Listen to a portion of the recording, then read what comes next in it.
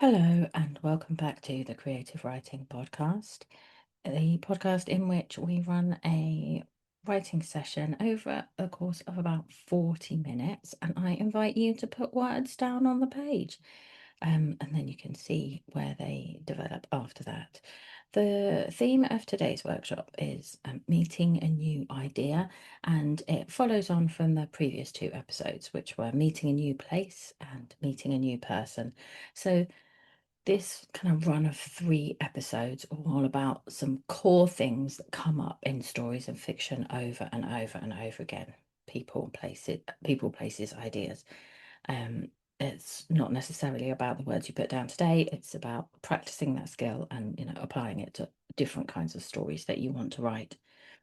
We usually kick off with a warm up. You'll need a pen and a piece of paper. I'm going to give you a writing prompt. And I'm just going to leave you for 6 or 7 minutes to write as if we were in a classroom and I was your teacher and I'd declared the exercise and off you go. So there will be silence for a while because you can't write with my voice rittering away in your ear.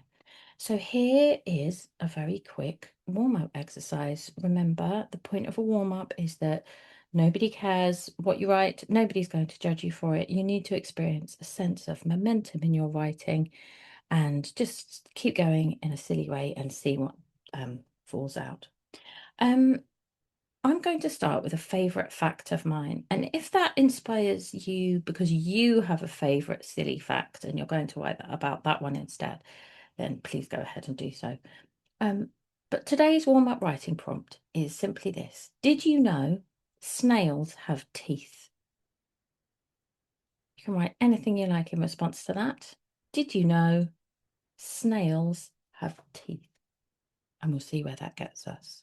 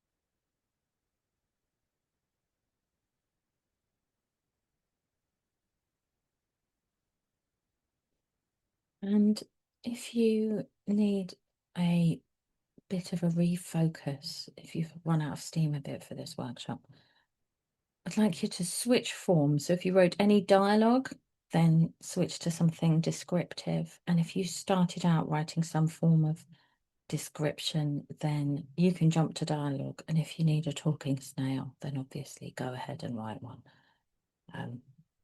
That's fine.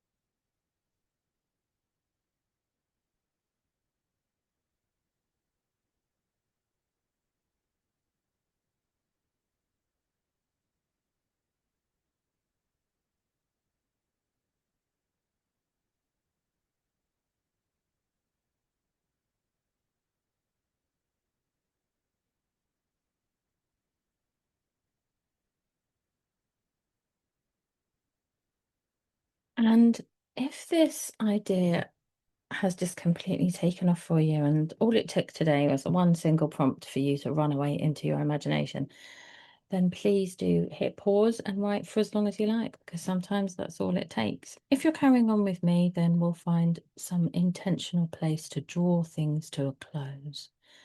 The end of a description, the completion of a conversation. And as always, if there are ideas that made it to the front of our brain but not onto the page, then we'll scribble those ideas down, little keywords. And then as you go back through your notebook, hopefully you should have a notebook full of writing prompts because you had all these ideas that you didn't get around to. Let's talk then about the idea of meeting a new idea and how it follows on from people and places. Obviously, the work of most stories is to communicate new ideas to readers. And as writers, we want very often our readers to finish the story with a new idea in their mind. And that idea might be quite simple, something, about the absurdity of life if we're writing a comic story, or the sentimentality of life if we're writing a romance or a family saga. So it might be more based in emotions, or perhaps we write the kind of fiction that aims to shift people politically. There's a great history of it. Um, and characters, well, how we introduce those ideas is that characters meet new ideas in the stories that we tell. And through your characters meeting ideas, your readers meet new ideas, right?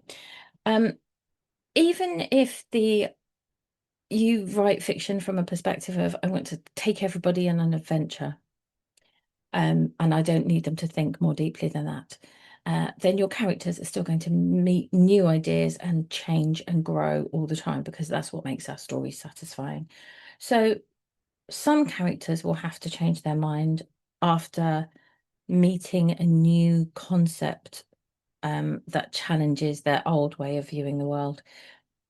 And that sort of idea, especially around justice and rights, is huge in the young adult space, because young people think a lot about the society we're living in because they're coming to a new understanding of it as young adults. Um, there also might be ideas about what your character can personally achieve. So your character might start off thinking that they're someone who can't do much, and discover their own potential. That's a very common arc in modern stories. And we can easily think of something like Lord of the Rings or any kind of quest fiction where we start off with a character who does that.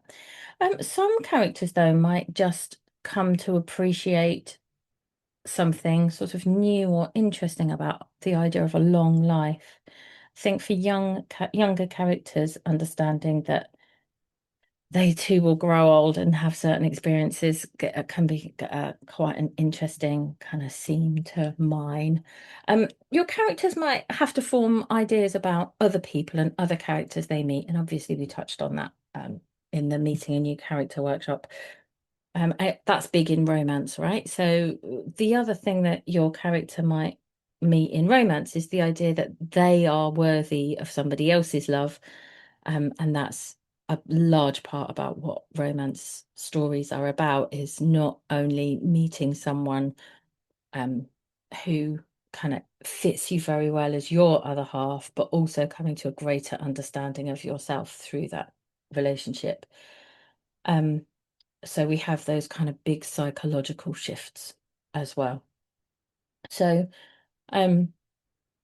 meeting new ideas is fundamental in all different kinds of stories and fiction, whether you are using your characters to expose your readers to new ideas, or whether you're writing a story in which somebody who kind of has some maybe bizarre and belittling ideas about their place in the world comes to find out that they are useful or loved or powerful. What I'm going to do today is set up a little writing session that allows us to tackle this moment of meeting a new idea, because the reality is that it can often feel, when we write it down, it can feel a little bit clunky. And what we want to avoid is this kind of characters delivering rhetorical questions to themselves, this kind of, wait a minute, hang on, could it be that the world was entirely different than what I thought? The aim of today's session is to maybe explore some of those and get past them, and to write for a little bit longer and see, is there a different form of meeting a new idea in terms of words on the page that your readers might enjoy a little more, and that you as a writer would feel more proud of. So we can all think of a very basic way of meeting a new idea, but it's by doing these kind of writing sessions and playing with our craft and learning about the process of what kind of words move different kind of readers, that's how we get better as writers. So the biggest cliche, I'd say, of having a new idea comes from kind of the cartoon or comics world, and that's the idea of a light bulb going on over somebody's head.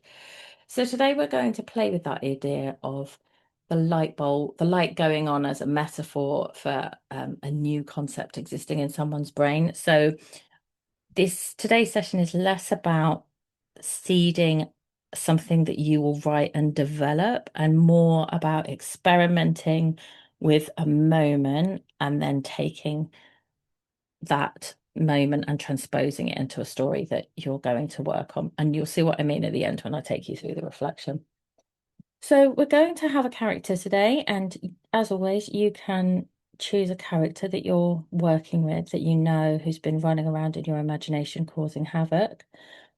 Or you can invent someone new. And if you need to invent a new person, you're going to begin by just writing down their name and their age. And we're going to discover everything else we need to know through the writing. Before we begin writing, your character is going to be standing in a room. And you can decide what kind of room that is. Any room, any empty room will do. On the table, there is going to be a light. And again, depending what kind of genre writer you are, or what times and worlds you tend to stick to, that might be a fantasy room with an enormous globe, mysterious crystal in it, or it might be a normal office with a sidelight. That's absolutely fine. When we begin writing, it's going to be dark in this room.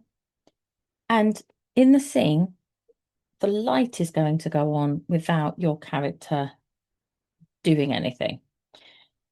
Perhaps it's simply on a timer.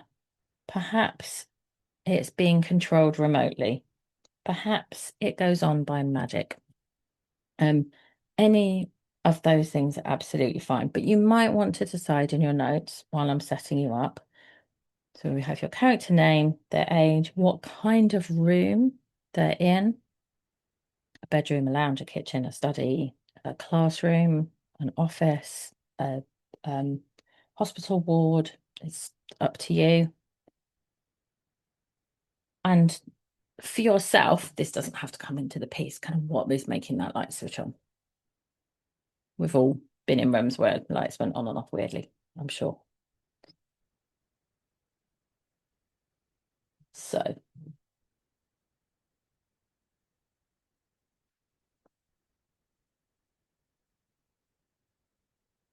as we begin,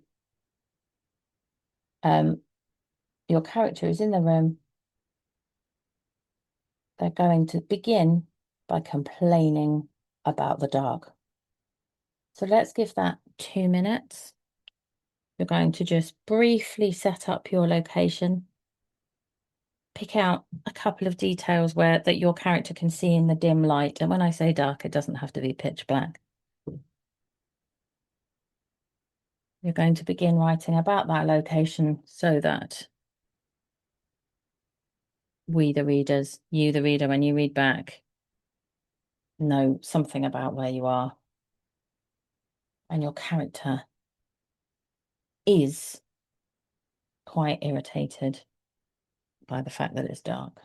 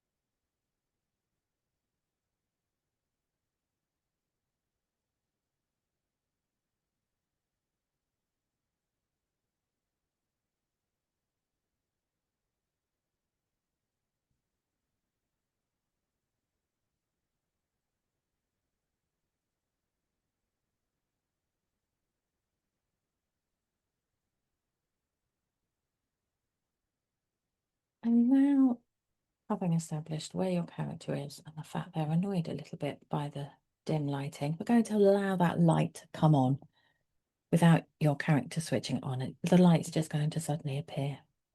So now your character knows that light is possible in this room. And before immediately deciding to take an action or do something outside themselves using this light, we're going to focus on their interior feeling of this new concept that this light went on. And, allow them to potentially be a bit cheered up by it. They were irritated by the dim and now they have the light. That's a good thing, right?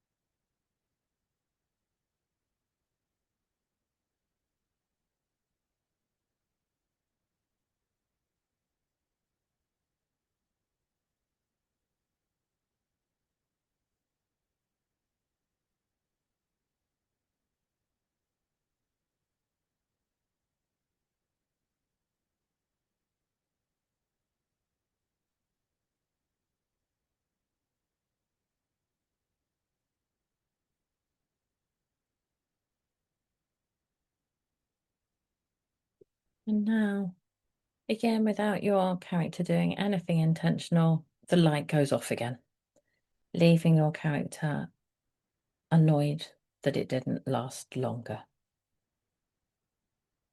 So we went from dark to light, now we're back in dark again.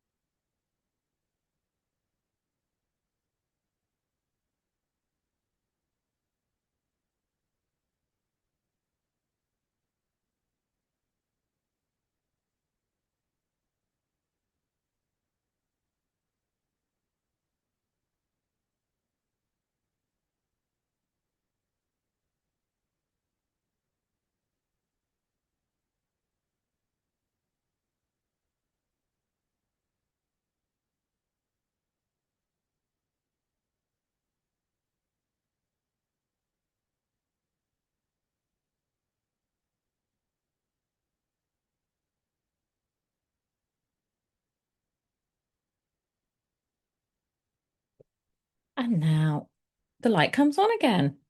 That was fast.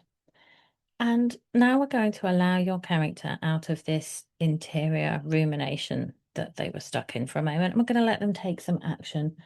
So they're going to have this new idea that potentially they could investigate practically, how could I get this light to stay on? It's very useful. It really cheers me up. And I'd be much happier if I had a bit of control over when it was going on and off. So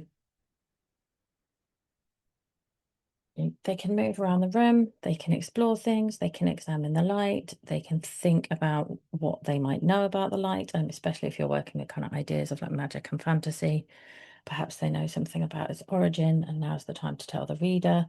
But your character is taking action to express a new idea, which is that this light could potentially stay on.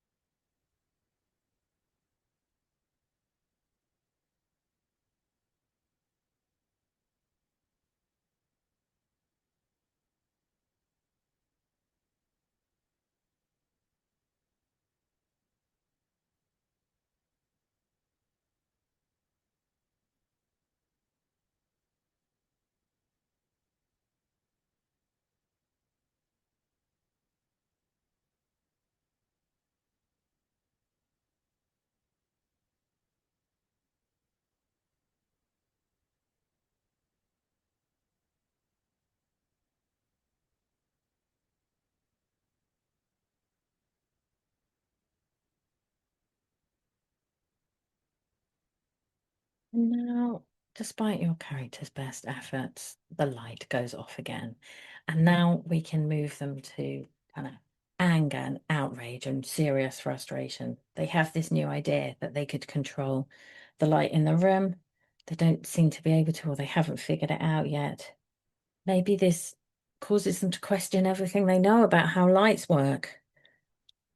They've made some presumptions in the actions they took, and the actions they took didn't have the desired outcome. So we can be interior, we could be emotional, we could move to a new action. All of that's going to tell us something about what kind of character yours is and how they react to this new idea that the light remains beyond their control.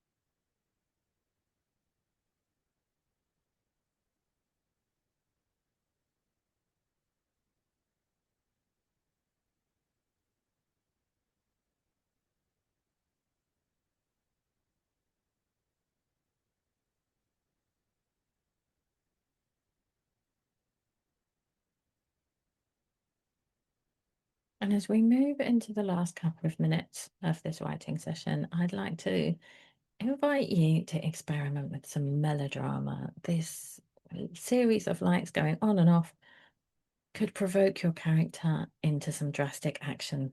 They can leave the room, they can storm out and head somewhere else. They can try and destroy the light in frustration. They can tear the walls to pieces looking for the secret switch. They can um, resolve to murder the person who appears to be torturing them with this horrendous light business. Um, they can walk out on this current life, this current path forever and ever and ever. And this is just such a tiny thing. There's light going on and off, but sometimes, there's a reason that we have a proverb, which is the straw that broke the camel's back. And I just invite you to just let this little emotional journey we've sent your character on have a completely outsized, absurdist effect on their life choices.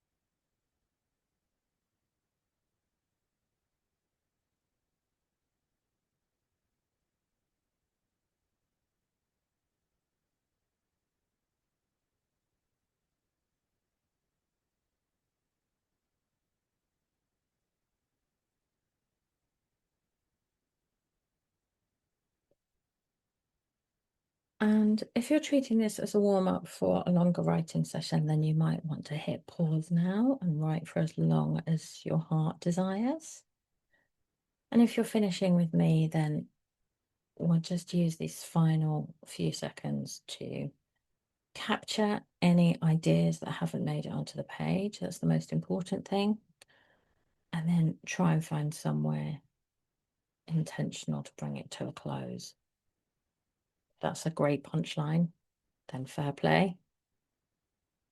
Might simply be the completion of a sort of thread, a train of thought that you're on at the moment.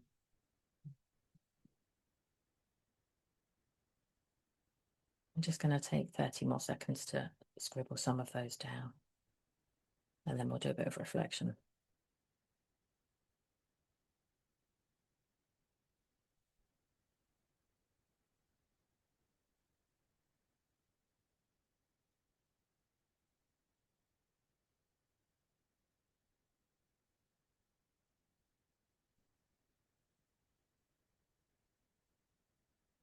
So, worth thinking then, I think, about some of the new ideas that you might want to explore in your own writing. And they might be ideas you want to move readers to, or ideas that your characters might come across. Perhaps you're a political writer and your ideas center around the idea that, you know, things and societies can change for the better, whatever the better means for you. Or perhaps you're more invested in the personal psychological journeys of characters. I am valuable, I can be loved, I can achieve things. These are all character arcs that we see over and over again, but we don't tire of them because when they're executed beautifully, they're wonderful to watch and read and understand. I always invite you at the end of the sessions to read back over you've written and to highlight sort of words and phrases that you feel particularly drawn to, that you're proud of. And usually my concept behind this is that when you go back through your notebook, you're confronted with what writing that you think is good and that you enjoyed and you want to develop. Today, though, we'll do something slightly different in our reflection, which is to go back and have a look at words and phrases and ways of expressing yourself that you could transpose onto other ideas. So we were playing around with this very well-known cliche, the light going on, the light bulb going on over your character's head. But the reason we did that is so that when they have a new idea in your story, perhaps, maybe they think this is the person, this annoying person in the office could be the love of my life. Or I've been refusing to leave my village, but there are great things to be achieved out there. Or also more commonly, I'm out in the world and I've realized that my village wasn't so bad after all.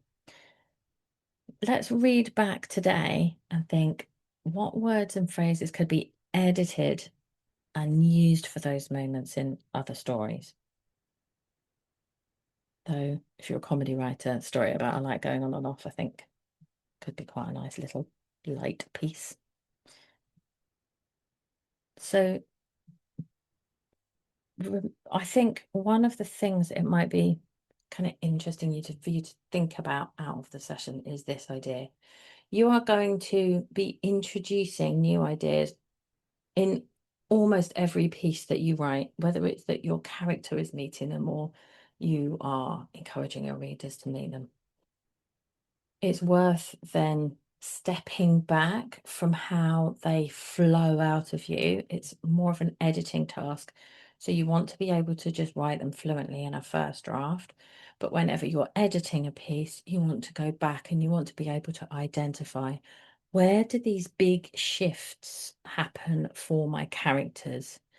Is this a beautifully executed moment that my reader will find really satisfying? I think one thing people can do is rush it and I always encourage you to get loads of words down on the page and not really think about what they mean. But in this case, I think it's really worth going back and adding lines in there so that the reader can follow the train of actions and thoughts and emotions that lead to that big shift or that new idea, so that then when we're introduced to it, I think sometimes the reason it can feel clunky is we get that kind of, wait a minute, that is how ideas kind of um, occur to us in real life, but that's because we've experienced the emotions, we've been through the thought processes, we've taken the actions.